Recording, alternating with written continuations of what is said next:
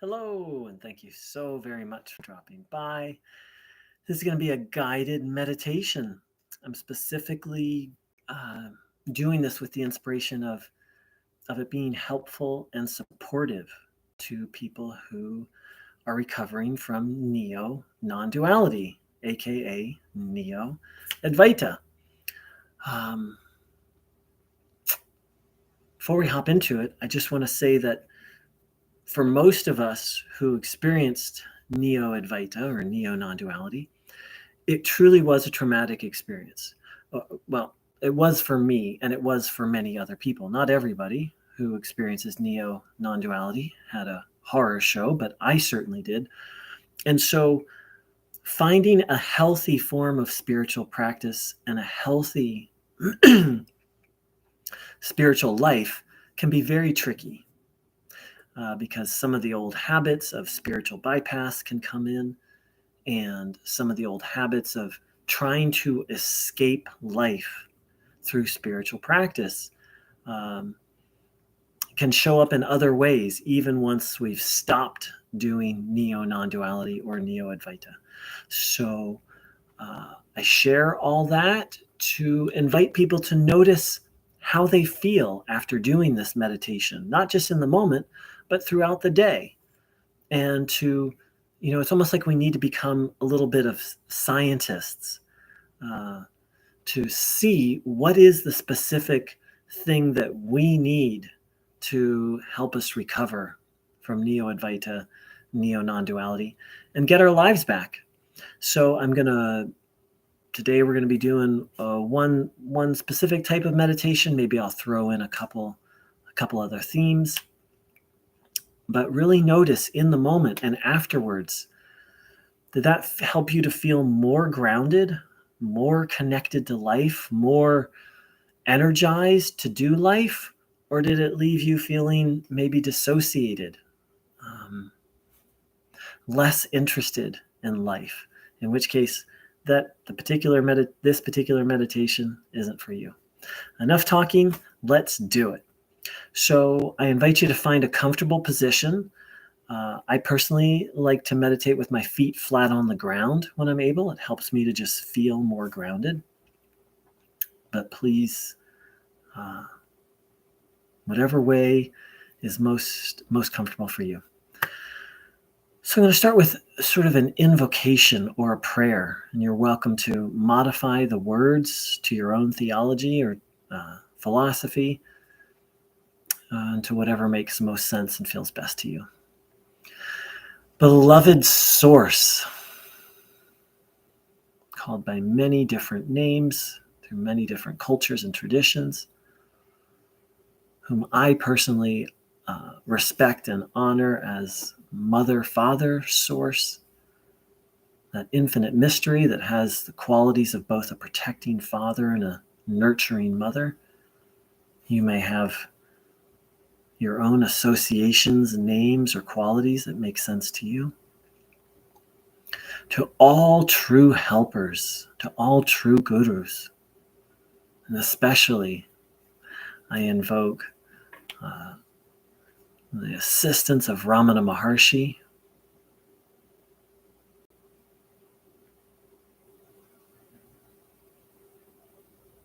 please help us to take in grace.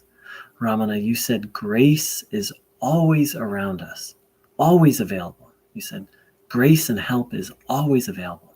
Please help us to open and to take it in this process of healing and recovering from Neo-Nonduality, Neo-Advaita. Beloved Source, beloved helpers, please help us to release all untrue ideas. Help us to set aside our own ideas about the ultimate truth, about non-duality, about the spiritual path, about God, and even about ourselves, but maybe most specifically about life, what the purpose of life is, how to live life. Please help us to set aside these ideas so that we can be open to being shown a new set of ideas, a new way of life that's balanced and grounded. Thank you, thank you, thank you. Now, if it feels right, please visualize the sun directly above, it being high noon. The sun is pouring down its warmth, its light. And let the sun be a metaphor for higher power, for ultimate reality, for the source of all that is. And hence we can also open up to its love. And please imagine yourself like a flower, opening to receive all that goodness. And a flower is also rooted in the earth. So please feel your feet on the ground as you're opening to receive this goodness, which is always pouring down. The sun always shines, even when we can't see it. Opening to receive, feeling grounded and rooted.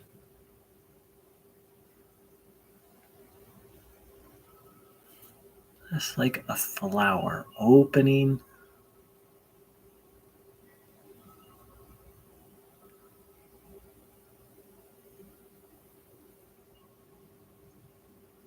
feeling those roots go down, down, deep into the ground.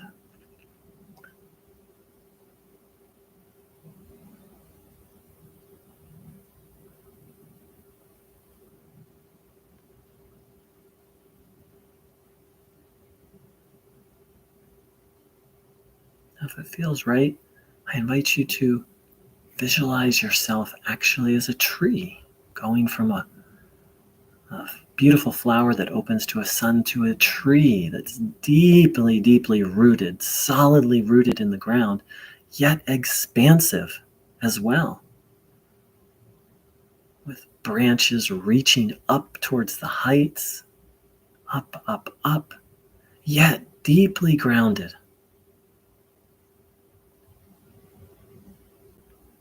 The leaves on your branches opening to receive the grace, the goodness, taking it in. It nourishes all of you and helps those roots to sink more deeply, feeling expanded and open and feeling grounded.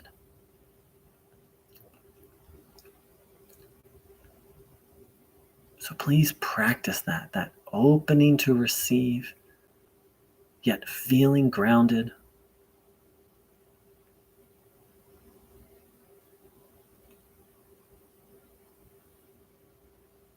Drinking in the warmth of the sun, sinking those roots.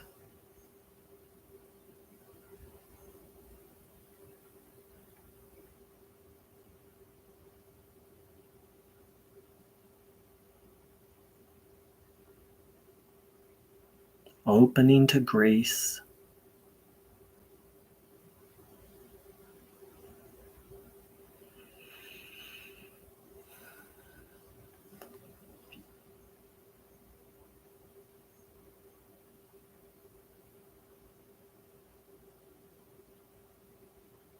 Letting stress, tension be washed away by the light, love, and warmth of the sun.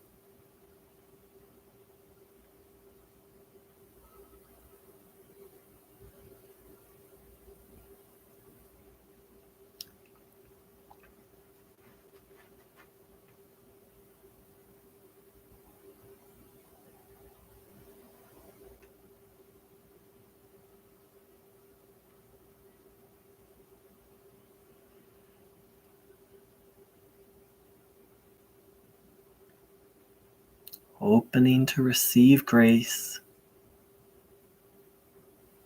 while simultaneously feeling rooted and grounded here now.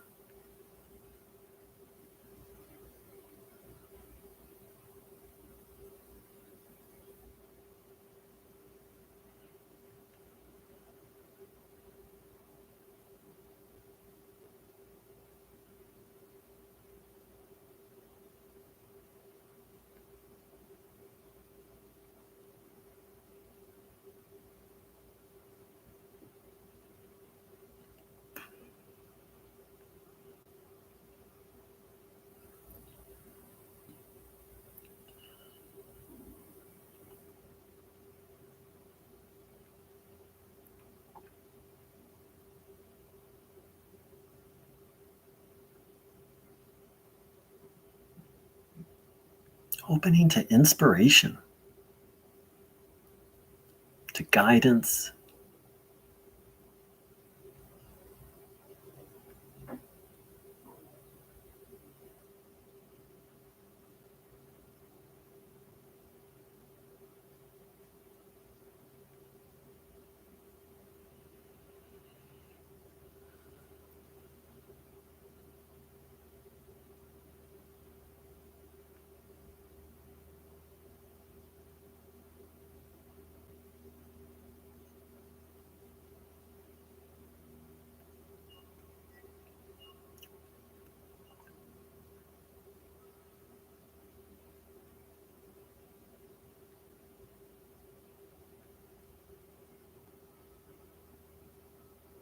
Drinking in grace, goodness, love.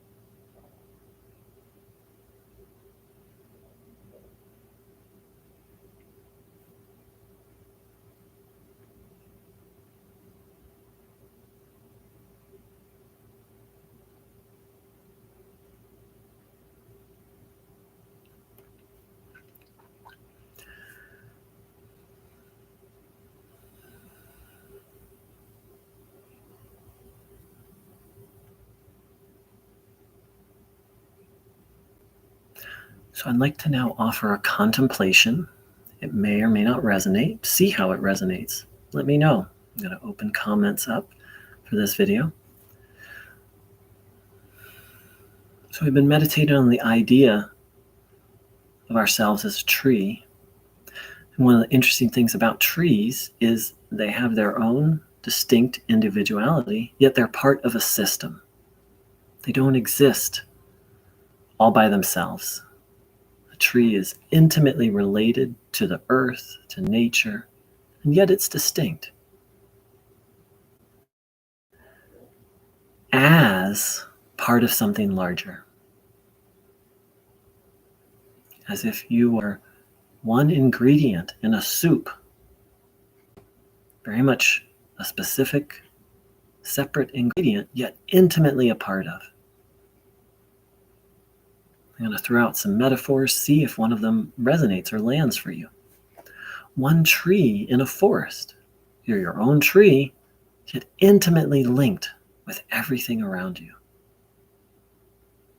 Not one and the same, but not isolated. One at one, or better said, distinct, yet in a state of communion with everything around you. A wave on the ocean, intimately linked to the whole ocean, yet your own distinct wave.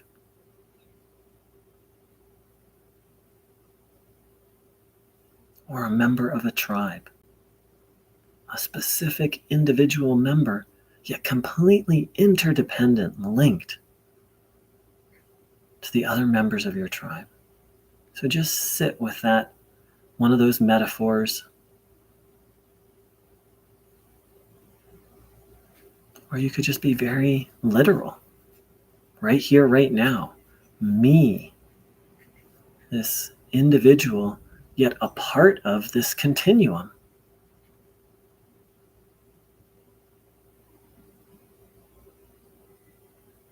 I am a part of this room.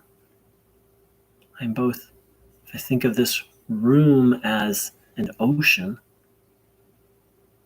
with all these different things floating in it, I'm very intimately linked to all of it, yet I'm also my own distinct part. or a distinct part.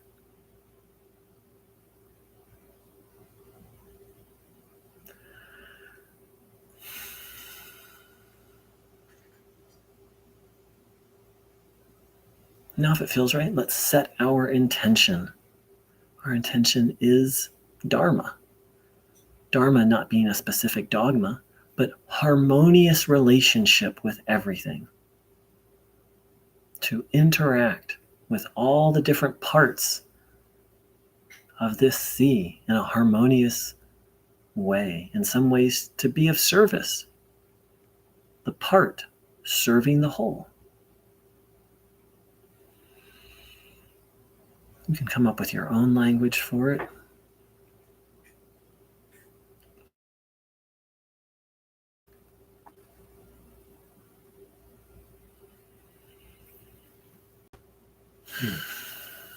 And taking a nice deep breath, wiggling your fingers and toes, feeling your feet on the floor.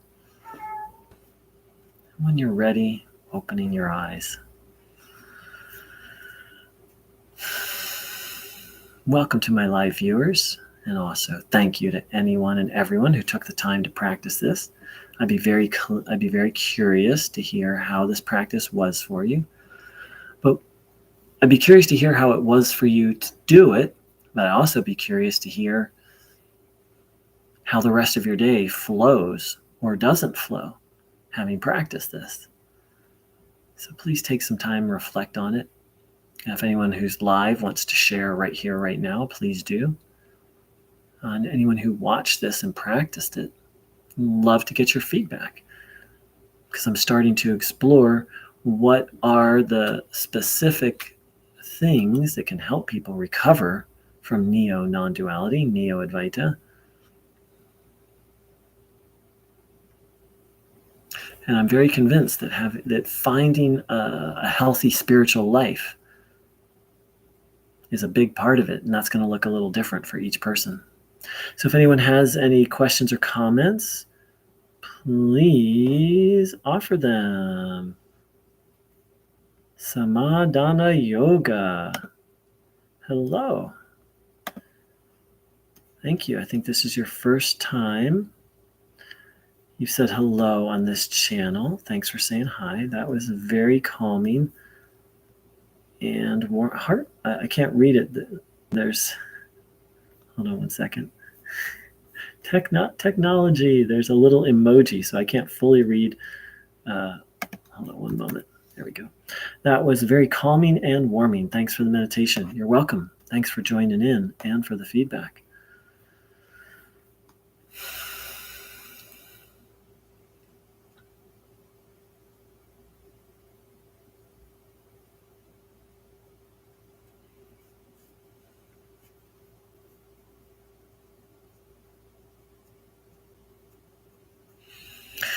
All right. Well, I look forward to hearing more people's comments and feedback. Like I said, I'm gonna leave comments opened.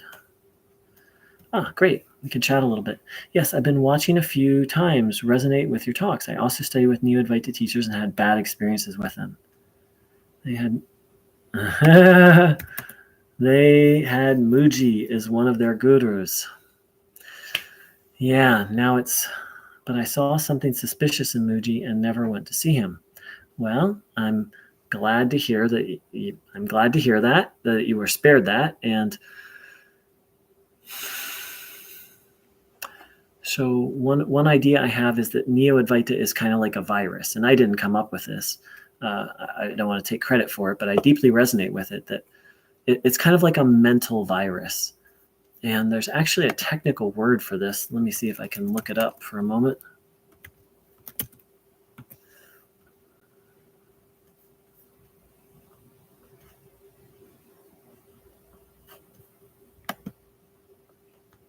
Yeah, I can't think of it. Maybe I'll post about it later. But so it's like people just pass along crazy ideas, and once that craziness grabs hold, then that person is infected and will start to try to infect other people. And so Muji got infected and he passed it along, and now other people are trying to pass it along, sometimes in his name. So, oh, amazing. I am a yoga and meditation teacher myself. I don't teach Neo-Advaita or tell people in a guru, though. I teach to brain injury survivors mostly. That's amazing.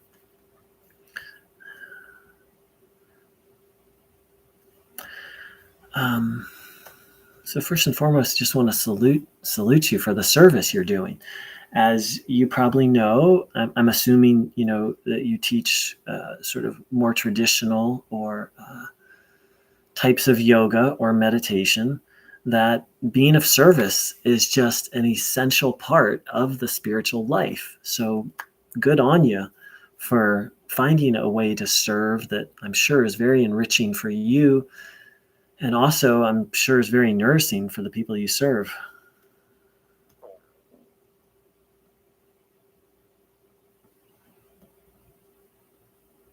A lot of the followers of Mooji in my own community are very militant and sort of childish. I don't tend to hang out with them because of that reason. I use my practice to develop and teach that.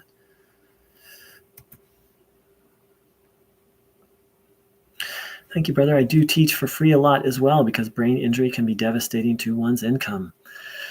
That's what I'm starting to realize about, the work I'm doing. It's kind of been a deep hobby, but I'm stepping it into meaning I've done it in a kind of committed yet casual way, and now I'm stepping into it a little deeper.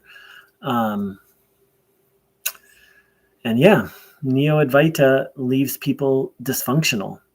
And as you said, not only militant, but childish, because it really is a form of escapism that leaves you dysfunctional. And that's why I ended the meditation with this idea of Dharma, of harmonious participation, of being a part of a whole. Because Neo-Advaita actually makes you more selfish and encapsulated in oneself. And if you take it far enough, really cut off from the world, cut off from Dharma, which in some ways, Dharma just, in the Vedic tradition, it just means harmonious participation with all of creation, trying to be of service and to be a harmonious part.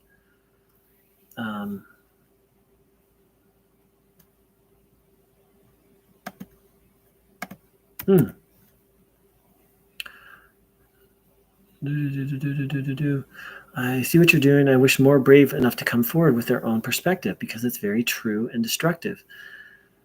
Thank you. I wish that too. It's happening.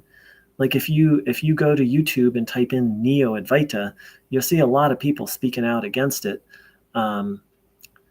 Sadly, some people think like Neo-Advaita is cool, like radical non-duality. So not everyone who says talks about Neo-Advaita is speaking out against it. Some of them are like, Neo-Advaita is awesome, which cracks me up and makes me want to cry at the same time. But thank you for saying I'm brave. I mean, I've definitely faced harassment. There was a group of people. There was someone who was trying to get a group of people together to sue me. Mooji himself has used some legal means to get one of my videos taken down. I mean, the truth is speaking out against it is a little dangerous. It is. There are, I think most people who follow Mooji and Neo-Advaita are just, it's like they're members of a conservative, dysfunctional religion. Like they're just into it, but they don't take it too far. But there are a lot of people who really become unbalanced because of it. And there are some people who, really go psychotic and crazy. And yeah, so I definitely, there's a lot of people who hate me for what I'm doing. And I feel that I have to do it. I literally, I believe in free will. I'm a firm believer in, at least, I don't know whether free will is true or not, but I know that it's a necessary perspective. And Ramana spoke about that. And I've shared his teachings on that that whether free will exists or not, you have to exert it.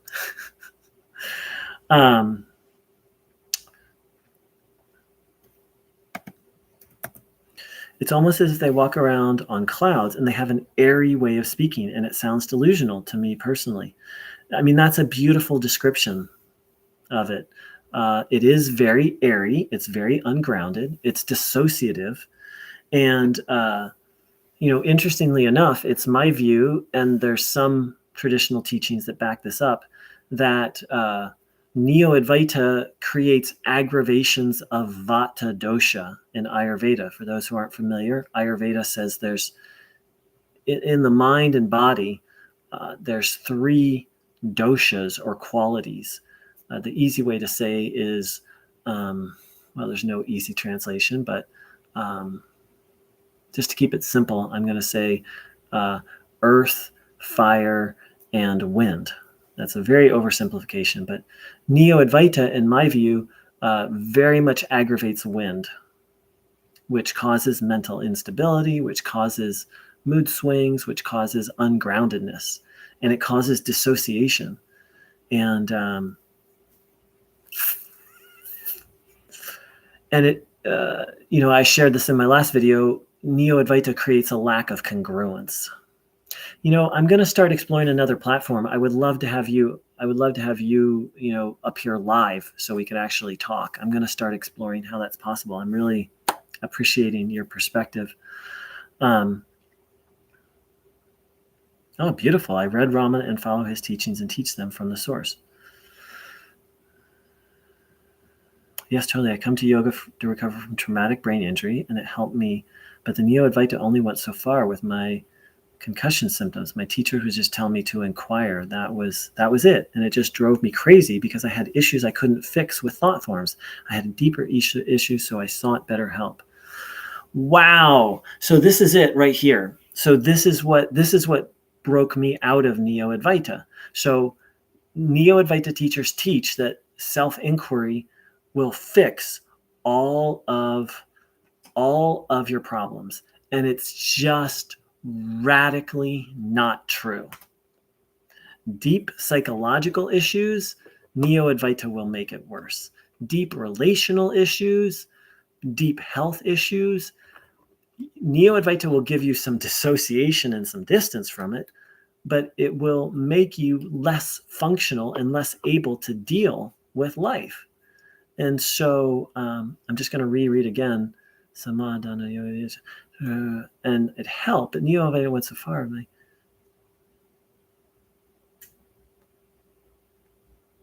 So, I mean, I'm going to take a screenshot of what you just said because it's so true. One moment.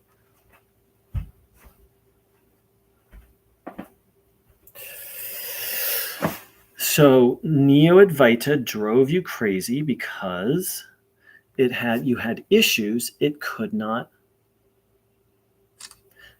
because it has issues that it didn't address. So Neo-Advaita just tries to bypass issues, and that doesn't work with health issues, relationship issues, money issues, deep-seated mental, emotional imbalances. And in your case, I'm not saying you had a very intense physical thing to deal with, which of course is going to affect your emotions and your mind. And to deal with that physical reality, you need to have common sense and groundedness and practicality. And Neo-Advaita, just like you said, it just kind of dissociates you and leaves you airy and ungrounded.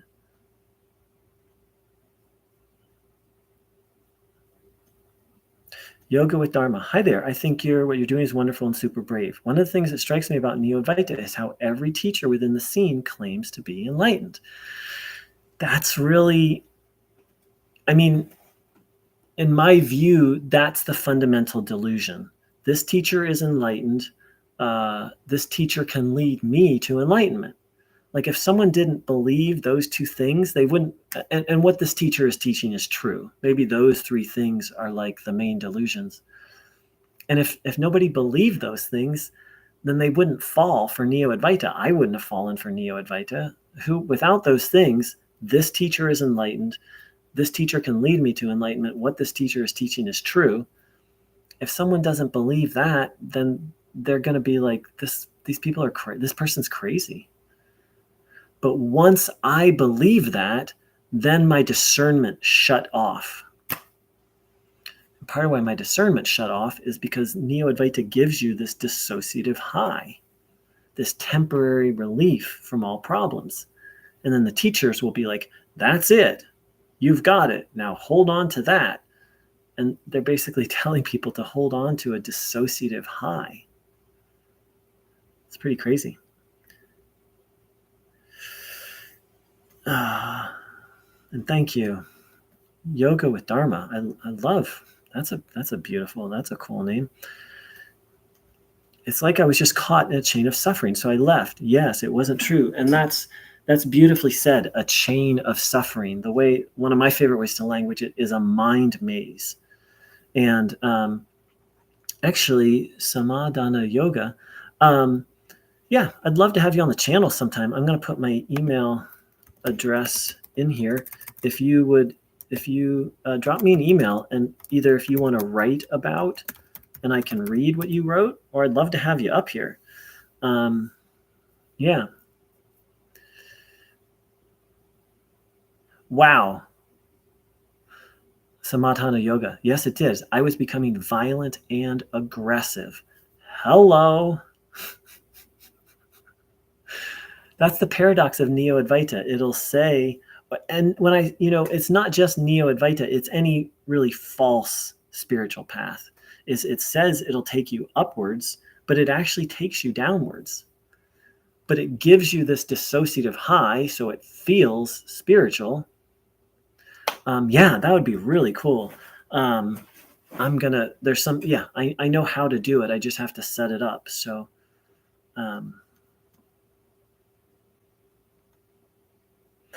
and Yoga with Dharma, if you want to drop me an email and tell me a little more about your background, maybe I'll have you up here too. I'm appreciating your input. Yoga with Dharma wrote, yes, that's the thing, isn't it? They need that claim to validate themselves. It reminds me of fundamentalist Christians who share their testimony. I love that you mentioned fundamentalist Christianity because it's something I've been thinking about a lot. And so the relationship between fundamentalist Christianity and Neo-Advaita. So let's see. Okay, I'm going to give I've wanted to share this and I haven't. So I'd like to give my 1-minute spiel, and I'd love y'all's feedback. You can either email it to me or share it now. So if we think about Christianity historically, it's like Christ shows up, he does his thing, he's gone. Then for about the first couple hundred years, there's no Christianity. There's little groups that are scattered all around. And then the Orthodox Catholic Church, at first they were one, that starts to form. And by about 250, 300, by 325, the Catholic Church is like in full swing. And so it does its thing for a long time. And then around 1600 AD, the Protestant Church breaks off. And so one of the things that the Protestant Church said is the only thing you need is faith in Jesus. You don't have to do anything else. That's kind of that was one of the main splits. Now, I'm not saying the Catholic Church is all good, but so this split with Protestant Christianity, and that's what led to fundamentalist Christianity, is that split around I forget the exact date, 1600s. And so to believe that all you need is faith in Jesus, you have to ignore most of the Bible. And so that's what I believe. That's kind of, I see the same thing going on with Neo-Advaita. Like there are a few sentences that if in the Bible that if you take them by themselves, then that you can make that argument that all you need to do is believe in Jesus. But if you take those few sentences, you have to ignore everything else. And that's kind of my view of what Neo-Advaita did, is they'll take a few sentences of Ramana Maharshi or the Bhagavad Gita or the Upanishads, and then they just throw out and actually attack everything else. A fundamentalist Christian will attack every verse in the Bible that says you have to do good things, because they have this dogma that all you need is faith. And I believe it's very similar with Neo-Advaita. It's like, just inquire or there's nothing to do since you're already enlightened. And then they attack all the rest of Advaita Vedanta and also every other spiritual path. So, okay, it took 2 minutes, but that's my view on how they're very related. And so I like that you see that analogy. And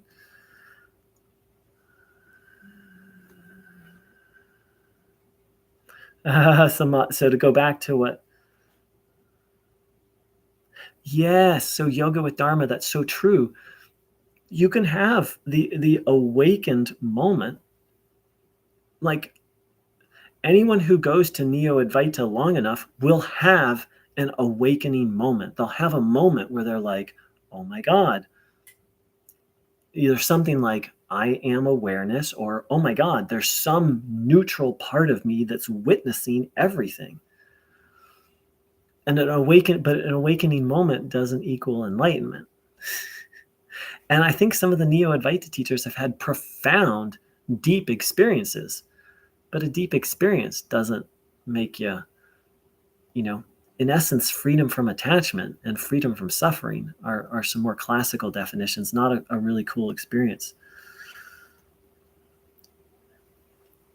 Samadhana yoga. They bully anyone who doesn't agree with them. It's childish, name calling and teasing, etc. Doesn't belong in a yoga community.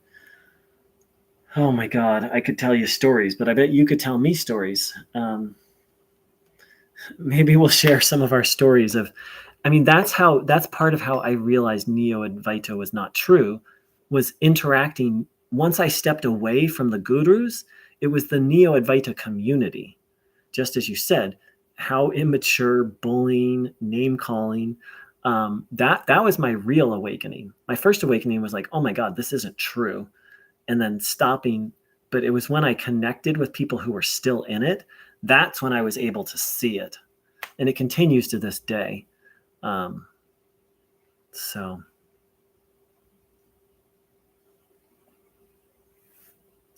Oh, I hadn't thought about that. Yoga with Dharma. How fundamentalist Christians share their saved moment. That because of this moment, I am saved. That's the Christian view, right? Or the Neo-Advaita, because I had this moment of clear seeing, I am, I'm enlightened.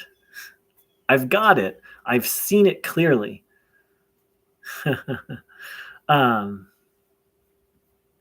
It's just a taste of it. Well said. Beautiful. Well, this has been really ripe. Thanks. Thanks to everyone who dropped by live. I need to go get some food, but please do drop me an email, Samadhana Yoga, Yoga with Dharma. If you want to share a little more about your background, I might love to have you up here. I've loved your input right here, right now.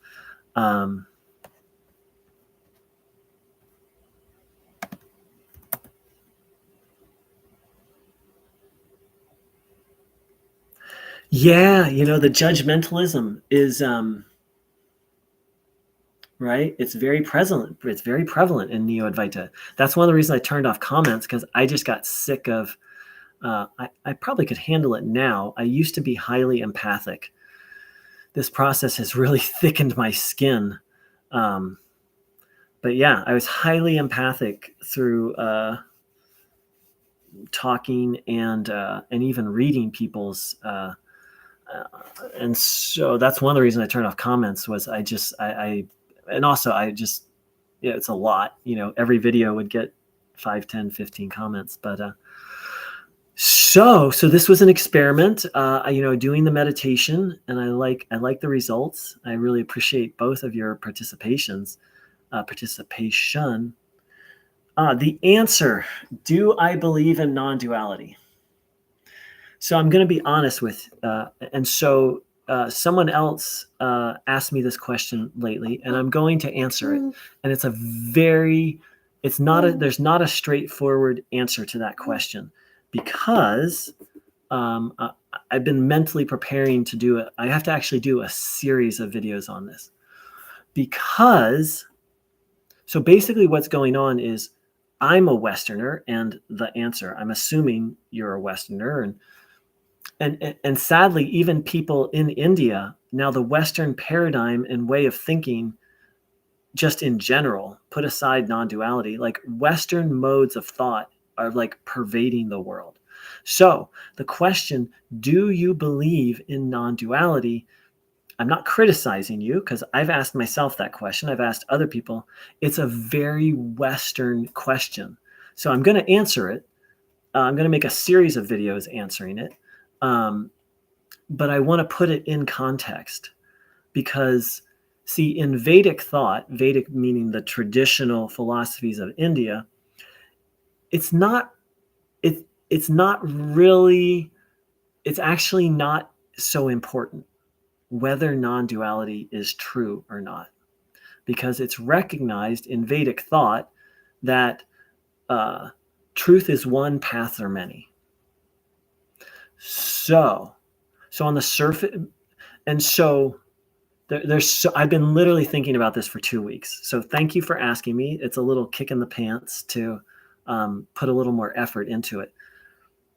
But it's a very complex question, and I'm not dodging it.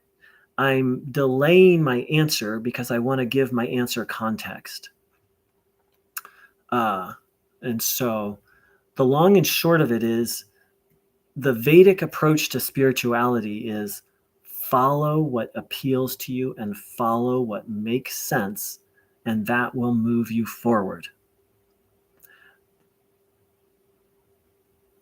And that's not wishy-washy, like in the traditional Vedic thing, you commit to a tradition and you participate in it.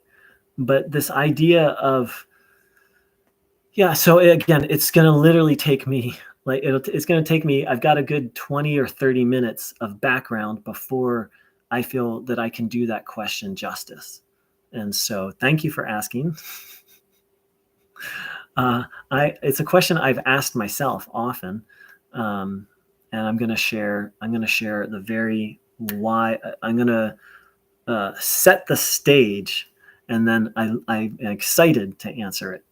And the last but not least thing I'll say is, in the end, it doesn't really matter, because I'm just a guy.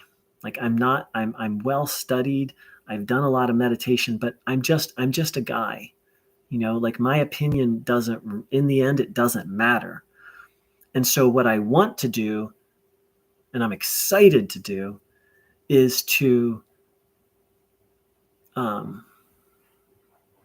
talk about all the layers to that question, because the layers matter. My opinion doesn't really matter, but the layers are very important. All the different nuances of your very simple question, simple and valid question, all the layers, there's so many nuances underneath that question, and that really matters. And that, I believe, could really help people. So there's a little preview of a coming attraction. Thank you for asking.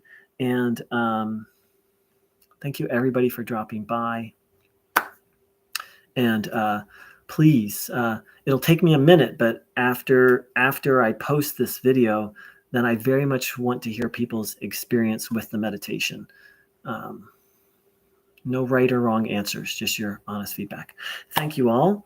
Thank you, The Answer. That's a cool name, for asking. And I feel very blessed to have had, I don't want to say satsang, because I'm not a guru, but satsang doesn't just mean, with a guru. It means association with truth.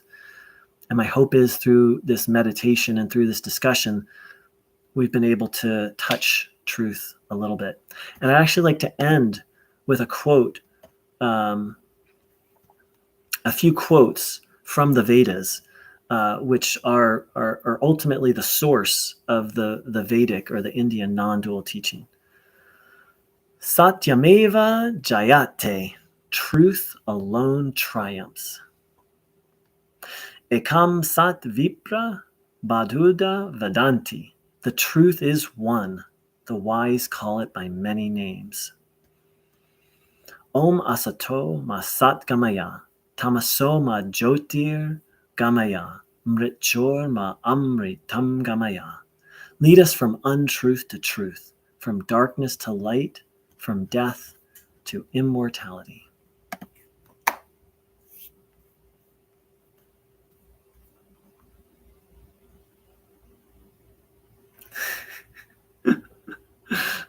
Thank you, Samadhana Yoga. Thank you, thank you, thank you. Blessings. Catch y'all soon.